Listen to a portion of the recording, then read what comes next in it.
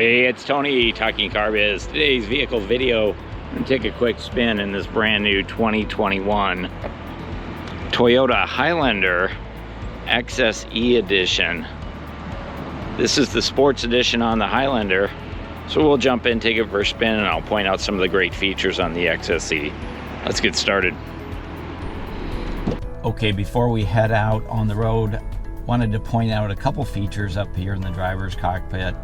The steering wheel is leather wrapped. This one is not a heated steering wheel.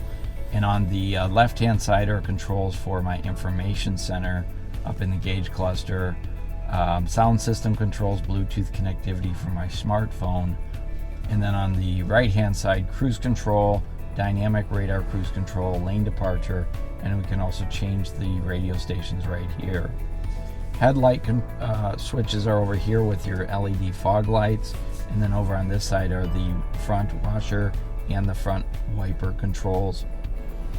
The gauge cluster is really interesting. It looks like a chronograph. So tach, temperature on the left, speedometer, fuel gauge on the right, and then right in the center is where we have the information center, the multi-information center. It's a 7-inch multi-information center, so it has a trip computer, outside temperature, clocks.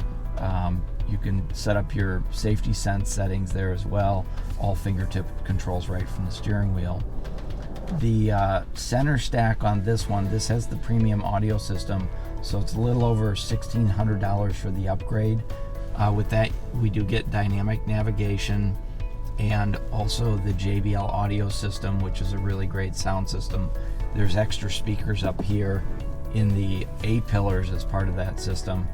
This is all kind of a gloss piano black trim. We've got heated seats up front, automatic temperature control, front driver and front passenger.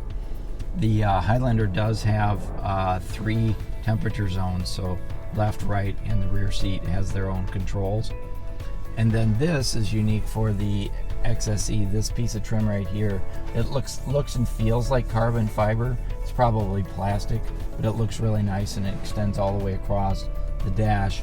And then it's also over here on the vent here on the driver's side. There's a small storage space down here where you can throw your smartphone, run your electric cables up through here. So here's all your charging ports, a little storage compartment over here. Nice glove box which locks up, and this is all SoftTex fabric with a kind of a gray contrast stitching. 8-speed automatic transmission, dual cup holders.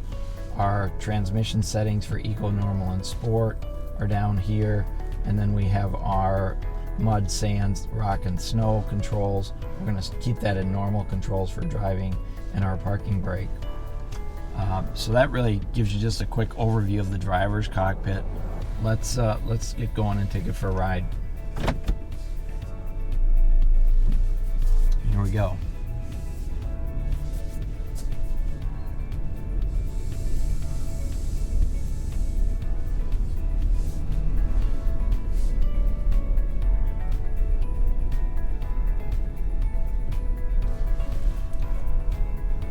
Go ahead and turn these things off. Now, I'm not going to turn on the sound system. And the main reason is, if I do, YouTube will probably give me a copyright strike on the music. So I just want to leave that off. If you ever wonder why YouTube car reviewers don't turn on the radio, that's why. I'm going to bring the sunroof down and bring the camera up a little bit. So now you can see straight out the front of the car a little bit more.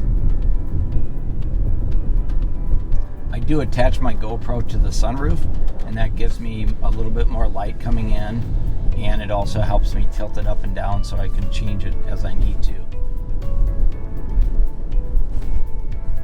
So if you're thinking about doing car reviews, just use a GoPro, suction cup to a sunroof, and you can get this result right here. Don't know if it's the best, but it certainly works pretty well.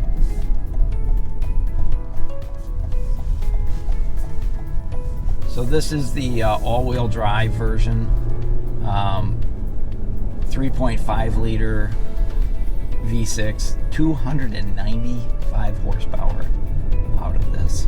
That's a lot of power. It'll tow up to 5,000 pounds. We're just going to jump up on the highway here. So this is an entrance ramp. I like this entrance ramp because it's a bit of an incline. So I'm going to zip up the top here. See how fast we can get up to speed.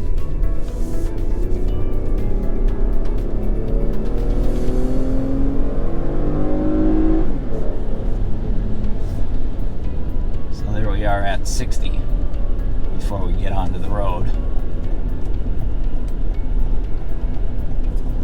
Now the outside mirrors on the Highlander, they're huge, so not a lot of blind spots. I like that about it. These have, this has heated outside mirrors, power mirrors. This one has blind spot monitoring, so if there's a car in my blind spot, there's a visual indicator in the mirror to let me know that.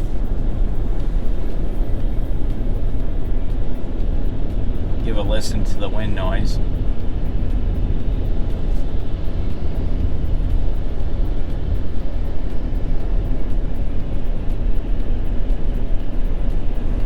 So it's not a windy day, but that's what it sounds like. I'm doing 60 miles an hour down the highway.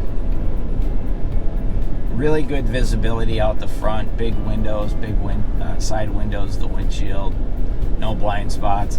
This whole information center, this thing is low enough it doesn't detract from my view out the front windshield at all. Ride's really, really smooth. Of course, this road's in really good condition. They just resurfaced it about 2 years ago.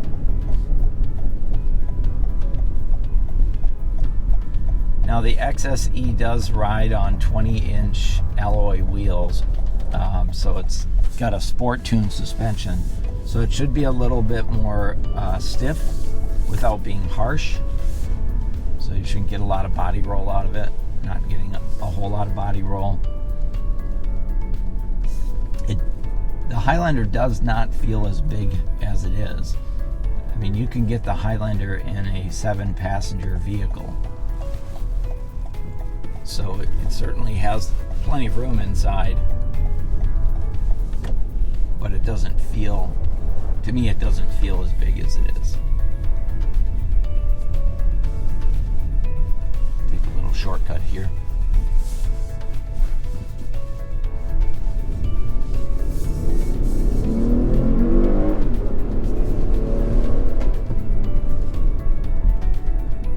So that's the normal mode. Actually, I'm in the eco mode, so that wasn't too bad at all. Let me go into sport. So this is going to be sport. See how we do here.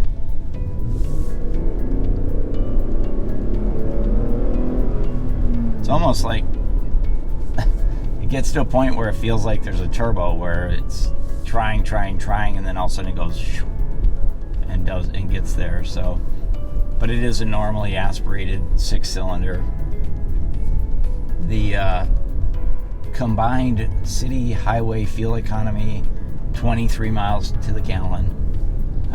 You won't get that good if you punch it like I've been doing. But it's definitely quiet. Up front, the only difference I can tell when you're driving it that makes it an XSE is that carbon fiber dash trim there, or plastic or whatever. I'm sure it's plastic, but it looks like carbon fiber. Other than that, the gauges, the chronographic style gauges, I guess. But it's a nice ride, that's for sure. It doesn't feel as big, and I know I said this before, it just doesn't feel that big, and that could be because of the suspension and that it doesn't lumber. It handles really nice, but it also has really good visibility.